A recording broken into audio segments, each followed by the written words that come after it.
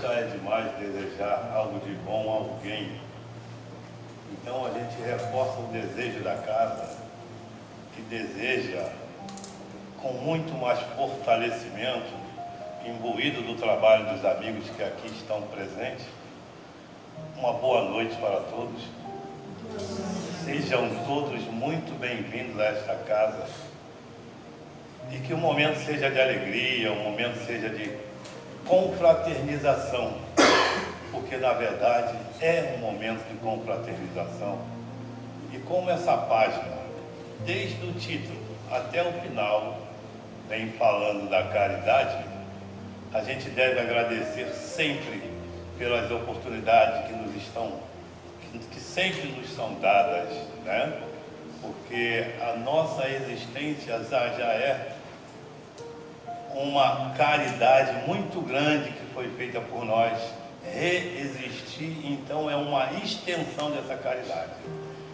Quando a gente vem à casa espírita, a gente às vezes vem com o pensamento de que eu preciso ir lá, eu tenho que ir lá e tal. É muito mais do que a gente imagina comparecer à casa espírita. É uma oportunidade de nós estarmos reunidos em nome de Jesus, sabe? Em que nós vamos ter o contato com os seus trabalhadores, o contato direto com os seus trabalhadores. E às vezes não tem a necessidade da gente ver. Aqueles que a gente tem a oportunidade de ver, de enxergar, são aqueles que estão sendo utilizados por eles para trazerem justamente aquilo que nós precisamos. Então, vir à casa espírita é ter uma oportunidade ímpar de aproveitar um momento também ímpar na nossa vida. Porque é a casa espírita que vai trazer para nós aquilo que nós precisamos, né? Às vezes a gente pensa assim, poxa, eu fui lá, não ouvi nada e tal, mas sente a vibração que está. Não precisa ouvir, não precisa entender. Nós estamos aqui para sentirmos. E esse sentimento que paira no ar só traz consigo uma única intenção, de que é tocar os nossos corações, para que a gente consiga passar adiante tudo aquilo que a gente vem aqui nesta casa, nas outras casas também, mas no momento nós estamos nesta casa, e aquilo que nós recebermos aqui, passarmos adiante. Recebemos e passamos adiante. É uma corrente de cima até a última palavra, caridade. Então, André Luiz, ele traz para nós todos, pontos cruciais para o nosso crescimento, para o nosso progresso, para a nossa evolução. São os pontos principais que tem nesta página. Uma mensagem curta, mas com um teor, com uma essência inalcançável, talvez, pelo nosso entendimento, por enquanto. Mas que nos façamos, que nos deixemos levar pelo sentimento de quem escreveu essa página e pelo sentimento de quem está tocando o nosso coração neste momento, para que essa mensagem chegue até nós com aquele sentimento profundo, com aquela vontade de tocar realmente o nosso coração, né? André Luiz, muito obrigado por esta página, muito obrigado por estar conosco, trazendo aquilo que a gente precisa, né? Mas a casa espírita, ela também tem uma coisa muito boa, que é dar a oportunidade da gente ter contato com o conhecimento, né? Porque não é só a questão da religiosidade, não é só a questão do entendimento, não é só a questão de você ter ser um bom entendedor da doutrina espírita. Não é isso. A gente vai ver mais adiante que a casa espírita é muito mais do que isso, né? Então, você ter contato com o conhecimento é você estar se fortalecendo, se protegendo de situações em que você, por falta de conhecimento ou entendimento, se deixe levar. E pode correr pelo ralo do desengano. E quando a gente desperta para essa situação, não que seja tarde, mas a gente perde um bom tempo da nossa existência tentando recuperar aquilo que por distração, sabe, uma simples distração a gente se deixou levar, né? Então, vir à casa espírita é ter a oportunidade de estar atento, sabe, de se permanecer atento, porque os ensinamentos e estudos são trazidos aí para nós a todo momento. É através de um livro, é através de uma mensagem, é através da palestra. Eles nos usam de todas as formas, de acordo com a necessidade de cada um, né? Hoje, por exemplo, a gente vai tentar trazer alguma coisa relacionada à fé, essa certeza, né? Vários, como é que se diz? Tem várias definições para a fé. Eu acho que cada um aqui tem a sua definição de fé, né? Eu, por exemplo, fico com a mais simples, que é a certeza da realização de um planejamento. A certeza da realização de um planejamento. Eu tenho que ter fé, eu tenho que acreditar em mim. Deus me ajuda muito, Jesus me ajuda muito mais do que eu imagino. Meu guia me ajuda muito mais do que eu penso. Mas eu preciso dar o meu mínimo para que Ele possa me mostrar o máximo que eu tenho capacidade de alcançar. Então, eu ter fé é eu acreditar em Deus, em Jesus, mas muito em mim. Porque se eu não acredito em mim, meu Deus, como é que vai ser a situação? Né? Parece repetitivo, mas aquele que toma o remédio sem acreditar no remédio não vai ter efeito nenhum, né? Então a gente vai tentar trazer através dessa parábola da figueira que secou, né? Um entendimento em torno da fé, porque vem trazendo um exemplo de uma árvore frondosa, uma árvore que representa o progresso, que é a figueira, que traz consigo os frutos chamados figos, né? Então Jesus traz assim uma imagem simbólica, um ensinamento simbólico, que Jesus é um pedagogo muito além do que a gente imagina, né? Então, tudo quanto elemento que pode ser usado no ensinamento, ele lança a mão, né? Então, diante de uma figueira, ele dá um ensinamento que a gente fala assim, poxa, uma árvore, mas o que tem uma árvore? Uma árvore é muito mais do que a gente imagina, né? E você tendo um pouco de conhecimento e entendimento da importância de uma árvore na nossa vida, a árvore sim, tá? Essa aqui, não cheguei ainda na figueira não. A importância dela na nossa vida, a gente vai ver que Jesus utiliza uma árvore como sendo algo muito importante também, que a gente tem que estar atento a todo momento quando estiver diante de uma árvore. Sabe? A árvore nos dá sombra, nos dá fruto, nos dá os seus galhos para estendermos a rede, né? Isso tudo, né? O viajor cansado senta ali sedento e tal, se alimenta. A árvore, né? Mas Jesus vem nos trazendo a imagem simbólica dessa figueira, porque ele quis fazer uma comparação, já estava quase que no seu momento de retornar, né? E ele quis aproveitar aquele momento em que ele passava diante da figueira, né? E a parábola até diz que ele teve vontade de comer algo e se dirige à figueira, só que não estava na época de figos. E aí o que Jesus encontra? Jesus encontra uma árvore bonita, frondosa, com aquelas folhagens lindas, bonitas, brilhosas, né? Mas o desejo era o quê? Do alimento. E qual era o alimento que Jesus procurava passar através desse ensinamento, né? Usando essa figueira? Nós somos as árvores do mundo que temos os nossos frutos para oferecermos. Então, quando alguém chega diante de qualquer outra coisa, por exemplo, chega aqui na casa espírita do nosso amigo Atmos, você vem em busca de alguma coisa? A gente vem esperando receber alguma coisa e nada recebe, nem um abraço, nem um sentimento profundo, nem um muito prazer, seja bem-vindo, senta à vontade, vamos conversar. Você não recebe nada disso, então passa a ser um exemplo de figueira seca, que não te dá aquilo que você precisa, aquilo que você procura.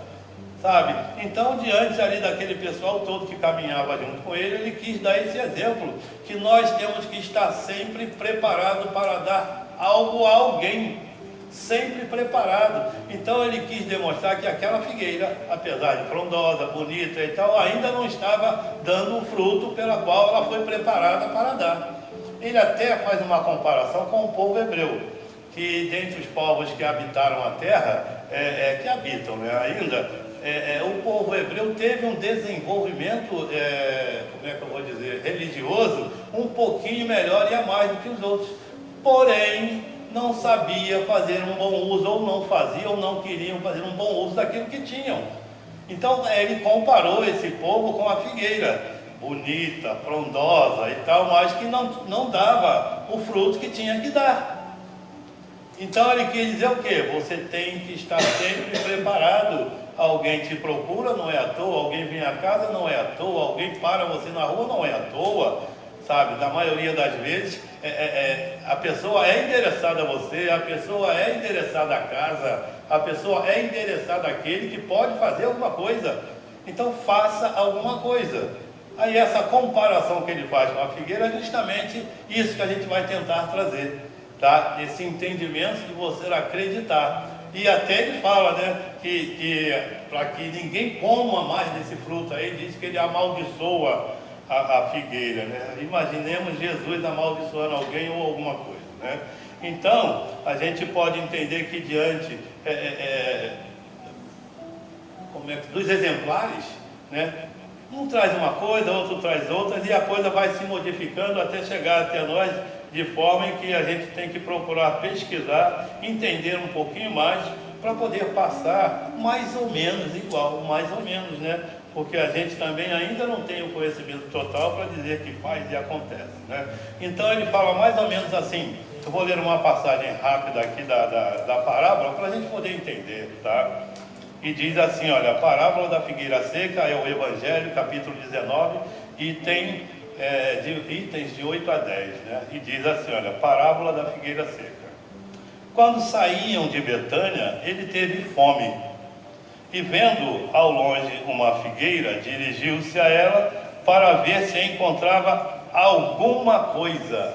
Alguma coisa. Ele não foi lá para pegar o figo, ele foi para a figueira, mas ele foi procurar alguma coisa. Como eu falei, se vai a casa, vai procurar alguém para receber alguma coisa, né? E continua assim, olha.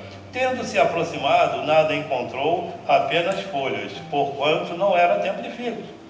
Então Jesus disse à figueira, que ninguém coma de ti nenhum fruto, o que seus discípulos ouviram. Na manhã seguinte, ao passarem pela figueira, eles viram que ela havia secado até as raízes. E Pedro, levantando-se, lembrando-se das palavras de Jesus, disse, Mestre, vê como a figueira que amaldiçoaste ficou seca. E Jesus lhe respondeu, tendes fé. Em verdade vos digo que todo aquele que disser a esta montanha, tira-se deste lugar e lança-te ao mar, e sem isso hesitar no seu coração, mas acreditando firmemente que tudo o que disser acontecerá, ele verá efetivamente acontecer. Está no Evangelho de Marcos, essa passagem, né? Então a gente sabe que quando se trata assim de uma parábola, trata-se de um ensinamento de uma maneira mais aplicável, em que a pessoa tem mais condições de entender, né? E ele traz de uma forma assim simples e clara, para que todos nós entendamos. Quando ele se dirigiu à figueira, é bem claro aqui, Marcos está trazendo para a gente, ele foi à procura de algo.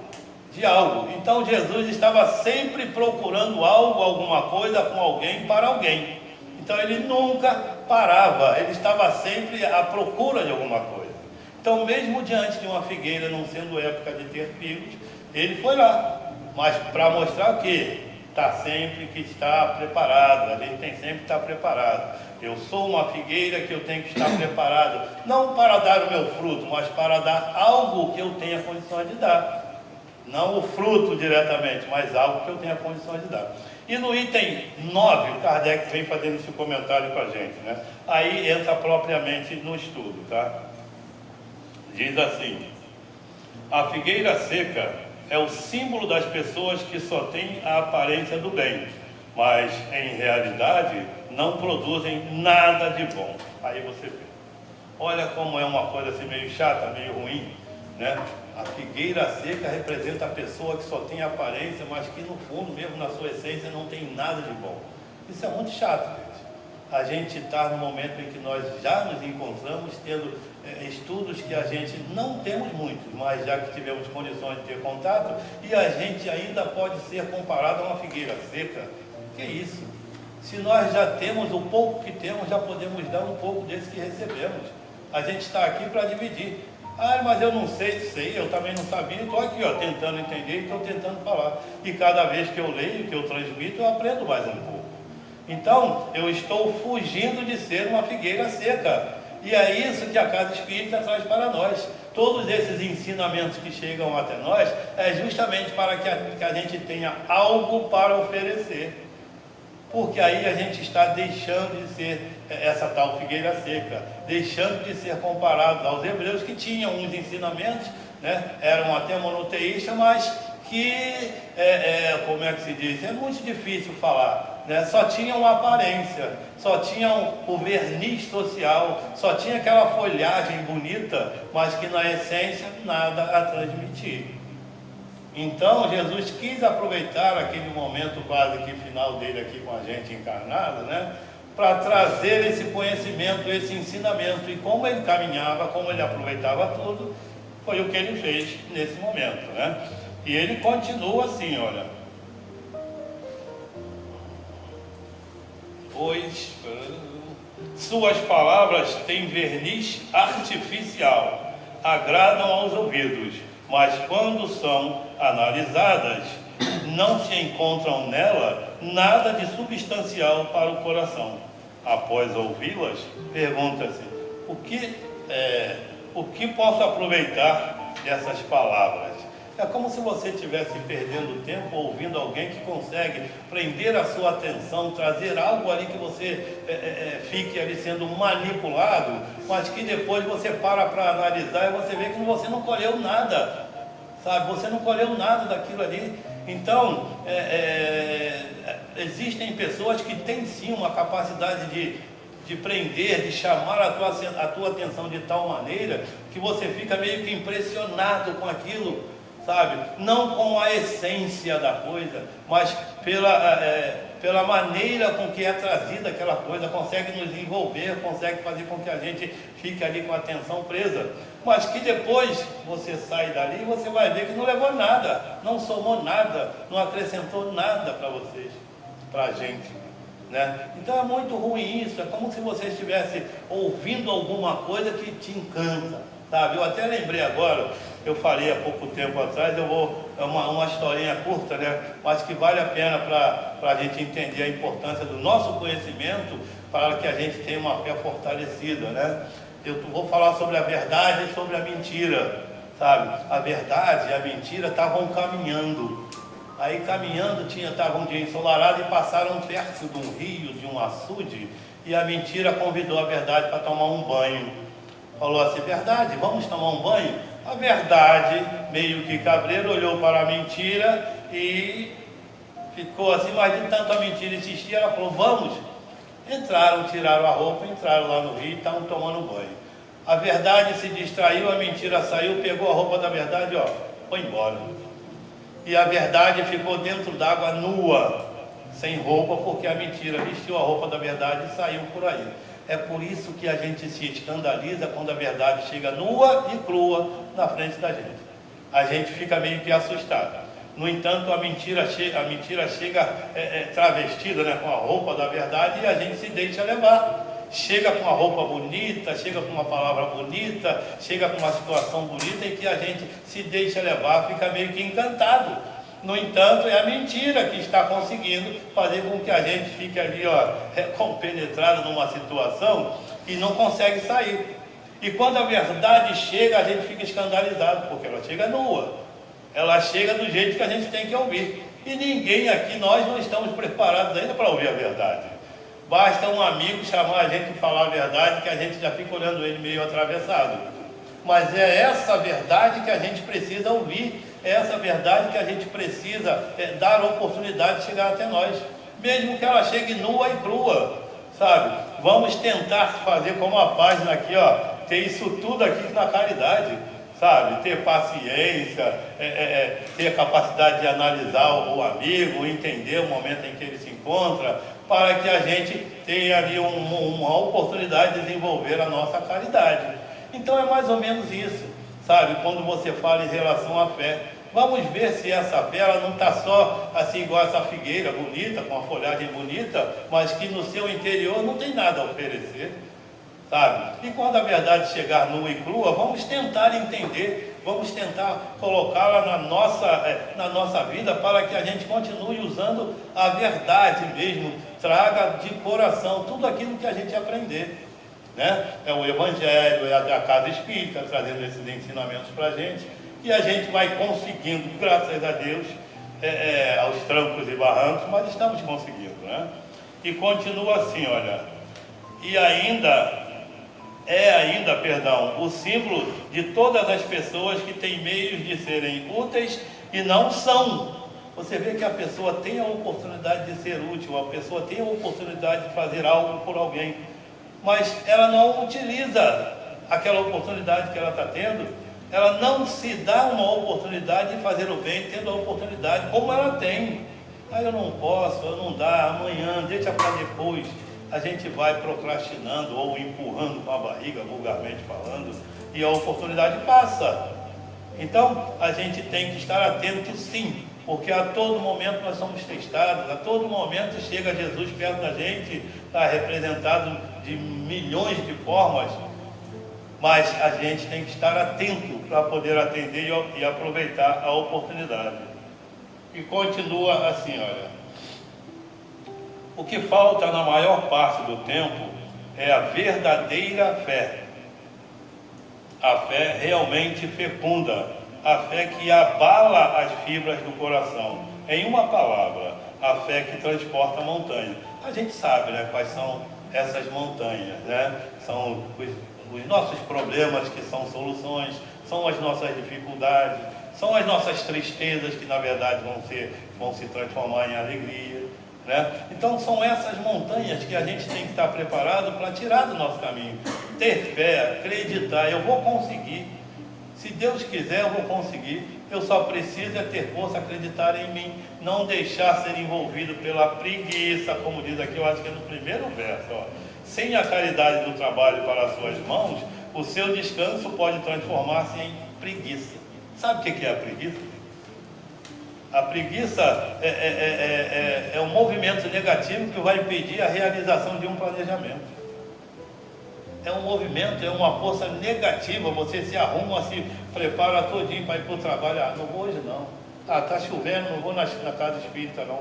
E você começa sem o recurso, está aqui, olha, do trabalho nas suas mãos, tá? Você pode acabar virando um preguiçoso, porque você se acomoda naquilo ali, deixa para amanhã, amanhã eu faço. Eu não vou na casa espírita hoje não. Amanhã eu converso com o pessoal, amanhã eu vou lá falar. Marca para o ano que vem eu vou lá. Olha quantas oportunidades surgem da gente mostrar o nosso fruto, né? E a gente não sabe aproveitar e não a mostra, né? E ele continua assim, olha, essas são as árvores que têm folhas, mas não têm frutos.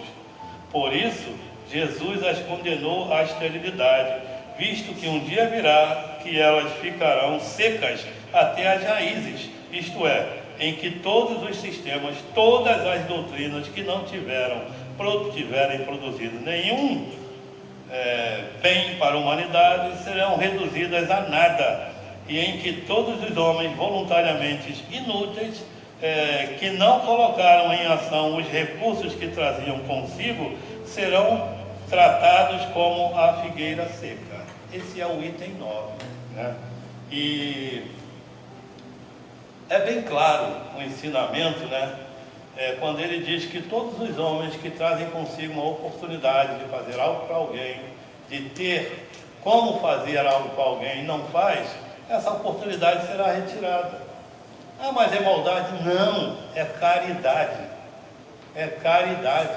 Se eu tenho 1000 condições de fazer algo para alguém e não faço, tira do bolsilho, passa para uma outra que tem condições de fazer. Quando ele estiver preparado, quem sabe a gente volta e dá mais uma oportunidade para ele. Hoje, amanhã, depois, na próxima. Mas é assim, sabe? A coisa boa, ela deve ser passada de um para o outro. Não deve parar comigo. Se eu prendo e paro comigo, eu não estou sendo digno de ser confiado aquele tipo de possibilidade a mim. Então, o que é que vamos fazer? Tira do bolsilho. Tira do bolsilho para que um outro que tenha mais condições faça melhor. Isso é em relação a dinheiro, em relação a tudo que a gente imaginar, gente, a tudo. Em relação você estuda, tem um aprendizado, mas na hora de você praticar, você não usa aquilo que aprendeu. Aí o que acontece? Alguém descobre, aí fala, está expulso, ele perdeu lá a credencial dele. Poxa, que maldade, que isso foi maldade? Não, não. Isso foi uma caridade para que você não se enrole mais ainda, sabe? Então tudo aquilo que é tirado da gente, porque a gente não está sabendo fazer um bom uso daquilo que foi confiado, é justamente para que a gente pare ali, estanque, não continue errando, não continue fazendo coisas erradas, porque foi confiado a mim. Então, se foi confiado a mim, eu tenho que ter condições de dar continuidade, fazer com que aquilo passe de mão em mão, de coração em coração, de mente em mente, crescendo, progredindo. Não guardar comigo para que eu venha manipular o outro através do conhecimento que eu tenho, que porventura venha a ser um pouquinho a mais, e eu utilizo disso para ter o outro como sendo submisso. Submisso, ou seja, eu penso que tenho um conhecimento, só que esse conhecimento eu não estou sabendo utilizar. Então eu não tenho conhecimento, porque se na verdade eu tivesse um bom conhecimento, eu ia saber utilizar. E não fazer o osso de escravo, sabe? Utilizando aquilo que eu tenho, né? Que eu aprendi, né? Lembrei até de uma historinha que eu contei também, né? Para a gente ver como é importante o conhecimento, para a gente ver como é importante o estudo, sabe? De um modo geral, o estudo de um modo geral. Mas como nós estamos na casa de Atmos, nós vamos falar da Casa Espírita Atmos, né? Que traz esse conhecimento, essa oportunidade da gente estar aqui reunidos em nome de Jesus, né? Então o conhecimento é muito importante para que você não seja ludibriado, né? Eu vi um filme tem um pouquinho de tempo atrás, aí, não foi antigamente não, mas tem bastante tempo, né? Uma equipe de pesquisadores caiu dentro de uma reserva indígena, o avião caiu lá. Aí a reserva indígena, os índios foram lá, prenderam todos eles, sabe? E tinha no meio o doutor, o piloto e tal, tudo, e tinha um fotógrafo. O fotógrafo era o mais medroso deles, porque os índios comiam, matavam, faziam um monte de coisa, né? Aí juntou, prendeu todo mundo, levou lá para falar com o chefe deles lá. Aí eles conversavam, ninguém entendia nada, sabe? Aí era só, tu via o rosto do pessoal de medo, sabe? Aí ninguém entendendo nada. E o fotógrafo, o mais medroso. Aí conversaram lá e veio um cara, chamou o fotógrafo. Aí chamou o fotógrafo ficou assim meio ressabiado, não queria aparecer, sabe? Aí o cara pegou ele com força, aí levou ele para lá para mostrar lá o chefe deles. Mas no caminho, o fotógrafo estava com uma máquina daquela, que quando você batia a foto já saía. Eu esqueci o nome dela. Viu? Faz um pouquinho de tempo. Faz um pouquinho de tempo. Aí o que acontece? No caminho, o fotógrafo pega e tira uma fotografia daquele que estava levando. E quando a foto saiu, o fotógrafo já mostrou para ele. Aí ele olhou e ficou assim, olhando o fotógrafo, olhando para ele, aí levou ele lá para falar com o cara. Aí o índio conversava lá com o chefe, o fotógrafo não sabia o que era. Aí chegou perto do chefe, tirou uma foto do chefe, saiu e mostrou para o chefe. Os dois se ajoelharam na frente dele e começaram a tratar ele como Deus, porque ele achava que aquilo ali estava apreendendo a alma deles. Cada fotografia que batia era a alma dele, estava presa ali dentro, parada, não fazia nada.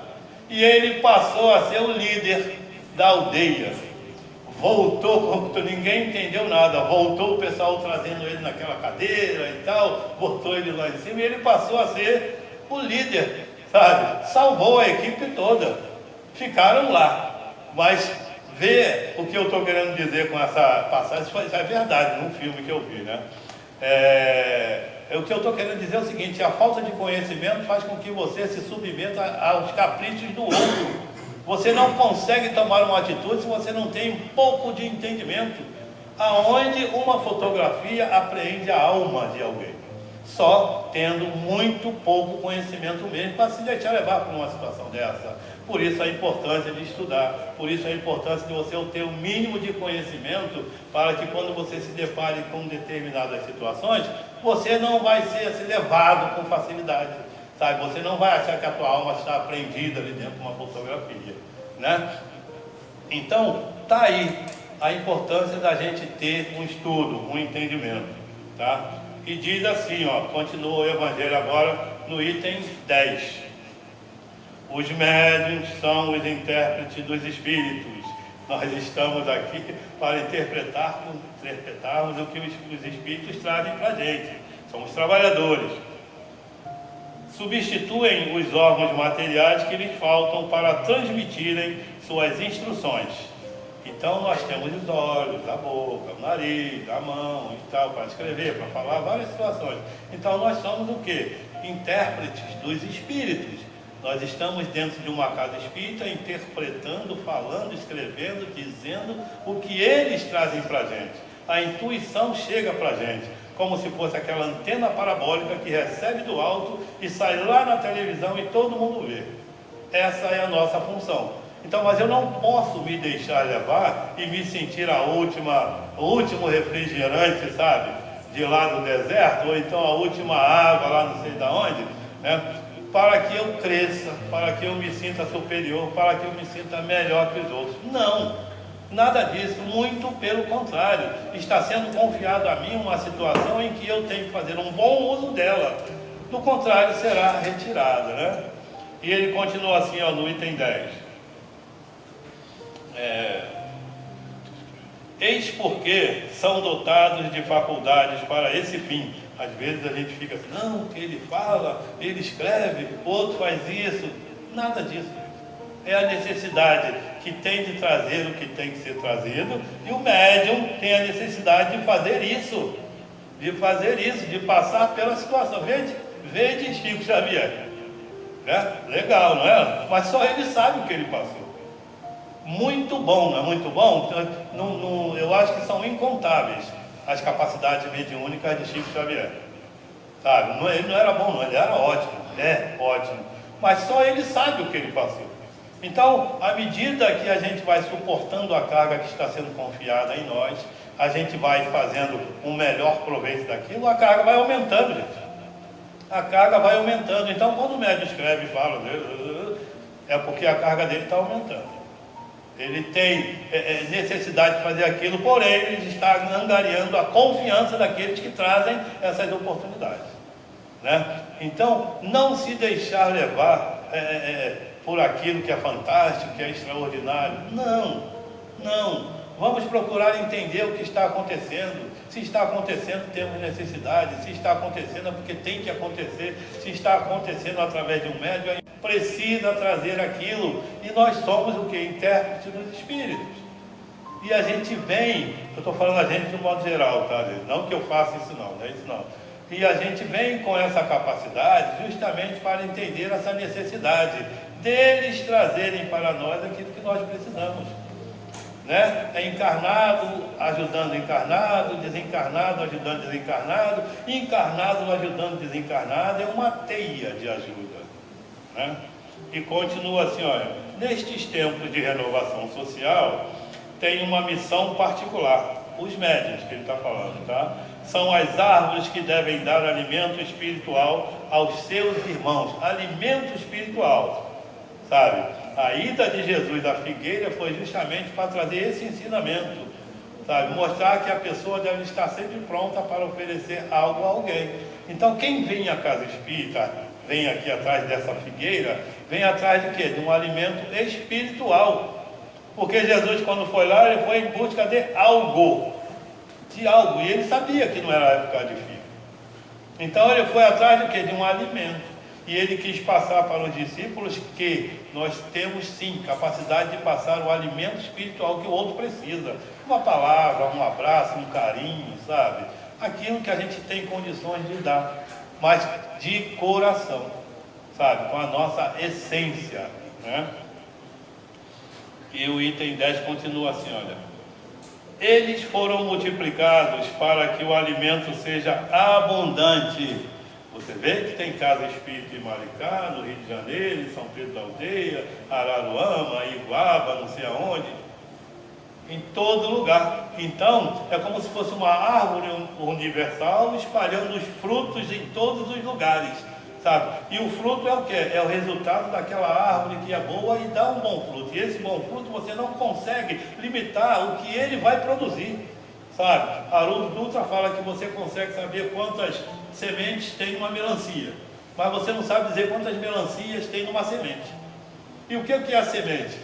É aquilo que está dentro do fruto. E quem dá o fruto? A árvore. Nós somos a árvore. O fruto é a nossa palavra. E a nossa palavra vai render o quanto a gente não sabe. Então, medir as palavras, também diz isso aqui na página. Medir as palavras, sabe? Ser comedido naquilo que você fala para o outro, é você estar dando qualidade ao fruto que você está emitindo, porque aquele fruto vai gerar outros frutos. E que qualidade de fruto você está trazendo? Se cada semente você não tem condições de dizer quantos frutos vão dar. Você sabe quantos frutos, quantas sementes tem no fruto, mas não quantos frutos tem numa semente. E a semente está dentro do fruto que a gente passa para o outro. Nós somos árvores, nós representamos algo. E nós estamos aqui para darmos os nossos frutos, que carregam dentro de si uma semente que só Deus sabe onde vai parar. Então você medir as palavras, ser comedido, ser carinhoso, procurar entender, desenvolver realmente aqui a caridade da paciência, é você também estar cuidando de si, para que você não emita uma semente que vá proliferar, que vá crescer, que vá germinar, né? De maneira que venha a contaminar, sabe-se lá, quantas pessoas, né? Por isso fala, mede as palavras. Eu falo mesmo, a gente fala mesmo, não adianta. Mas é aquilo, né? A palavra disparada já era, né? Não volta, não, desculpa, desculpa sim, mas a pessoa que escutou, ela vai levar com ela aquilo ali.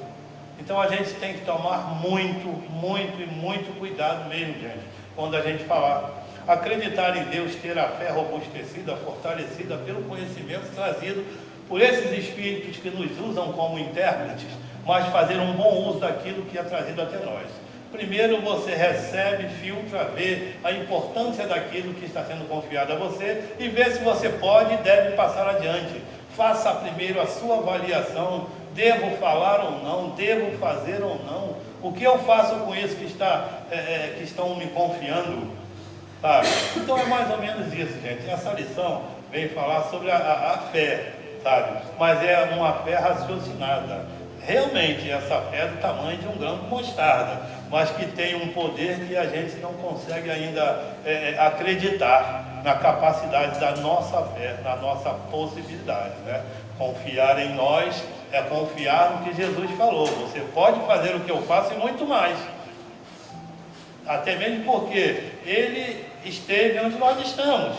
E um dia nós estaremos aonde Ele também está, né? Tem uma passagem aqui desse livro, Pão Nosso. Tem várias passagens, se eu não me engano são 180 lições, tá? Vou só confirmar aqui, ó, 180 lições. Quem tiver, dá uma olhada, lê uma página por dia. Eu fui procurar alguma coisa que falasse da fé, fiquei meio que enrolado, porque já pensou, você chega assim numa padaria para comprar alguma coisa e ela está surtida, você fica igual o bazar daqui, assim, para comprar alguma coisa, tem 1 milhão de coisas, você fica, caramba, e agora? Se tivesse 2, 3, era mais fácil, né? Então esse livro aqui, olha, são 180 lições, gente. E eu achei várias, eu falei, e agora?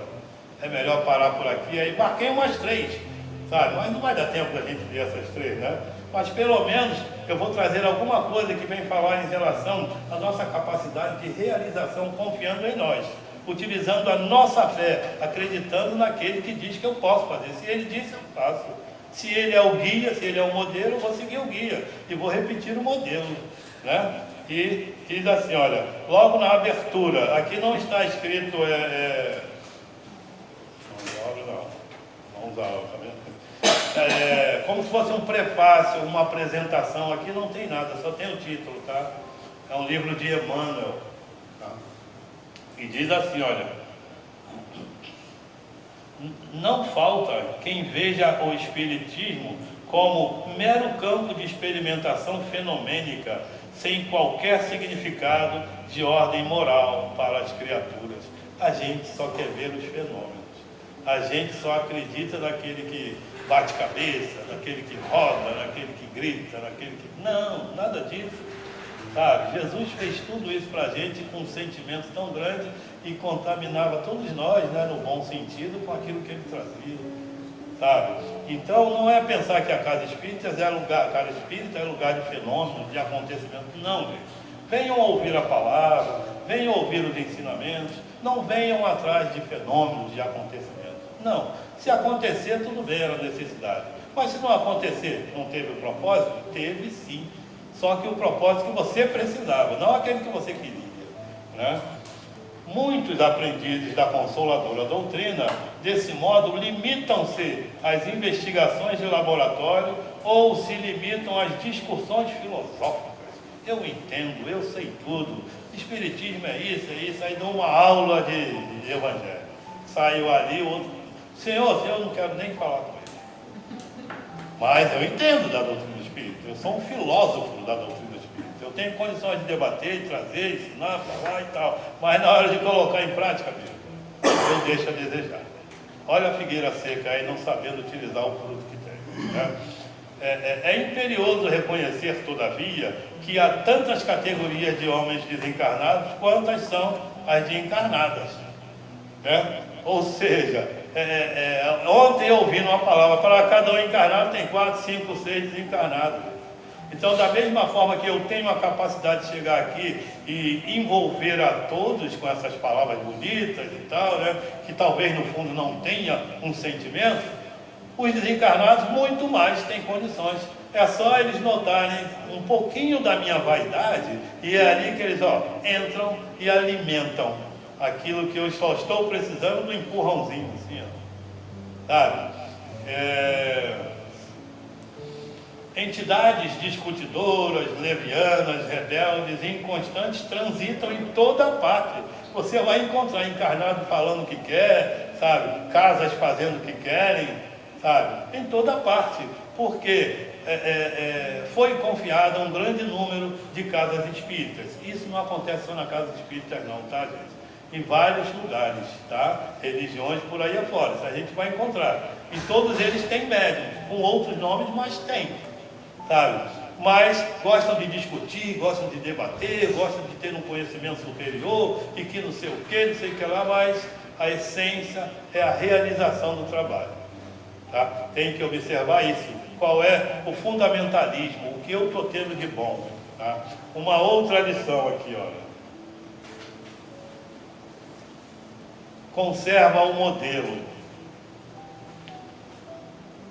Distribui os recursos que a providência te encaminhou às mãos operosas. Todavia, não te esqueças de que a palavra confortadora ao aflito representa serviço direto do teu coração na sementeira do bem. Vamos fazer o bem, vamos trabalhar, vamos ajudar, mas vamos colocar um sentimento nisso, sabe? Porque se a gente não tiver um pingo de sentimento naquilo que a gente faz, sabe, o objetivo ainda não foi alcançado. Então é necessário que a gente faça com amor, com carinho, obra social. Então é uma oportunidade muito grande de você receber quem é trazido, né? Eles não vêm não, eles são trazidos para a casa espírita. E a gente tem a oportunidade de recebê-los, de dar um café da manhã, de dar um bom dia, de dar um abraço, de bem-vindo, sabe? Mesmo com dor de dente, mesmo que eu não tenha dormido bem, mesmo que eu esteja com problema, mas o problema do outro chega ali para que eu esqueça o meu e ajude a ele a resolver o dele. E é aí que a gente está melhorando, sendo distraído, sabe? Então, essa é a intenção da doutrina espírita. O pão do corpo é uma esmola pela qual sempre receberás a justa recompensa, mas o sorriso amigo é uma bênção para a caridade eterna. Olha só que bonito, né? Sabe? Às vezes a pessoa só quer um sorriso, só quer um abraço, só quer uma palavra, sabe? Eu lembro que a gente fazia um trabalho lá no Rio de Janeiro, né? Levando sopa, né, para o pessoal de rua, pão e tal, essas coisas aí. Eu lembro que uma vez nós estávamos no Carlos Chagas, em Marechal Hermes, Aí a gente foi oferecer, levar lá para o rapaz, ele falou, não, não, eu só queria um abraço, né? Só queria um abraço só. Aí, a gente para, porque a gente quer dar um pão. Às vezes o cara quer um abraço, quer uma palavra. Teve um outro que falou, posso fazer a prece? Gente, a gente falou, vai fazer a prece? E a gente parou, um grupo lá de 6, 7, 8, parou, pode fazer. E o rapaz fez uma prece que é 1 milhão de vezes melhor do que a minha, sabe? Eu acho que uma tonelada de sentimento que ele derramou ali, que estávamos precisando daquilo ali. Então, até para dar um pão, você tem que ter um jeito, sabe? Não é achar que todo mundo precisa do pão, que todo mundo precisa da água, que todo mundo precisa do alimento. É necessário, mas precisamos mais do alimento que foi falado aqui no início, o alimento espiritual que o Cristo sempre se propôs a trazer para nós, né? Dar o pão é muito bom a gente chegar aqui de manhã, tomar um cafezinho e tal, mas quando você entrega com amor, entrega com carinho, né? Porque você lidar com pessoas de ruas é meio complicado. É bem complicado, porque como é que se diz? Eles vêm do jeito deles, do jeito que eles são, do jeito que tem que vir e do jeito que você tem que receber.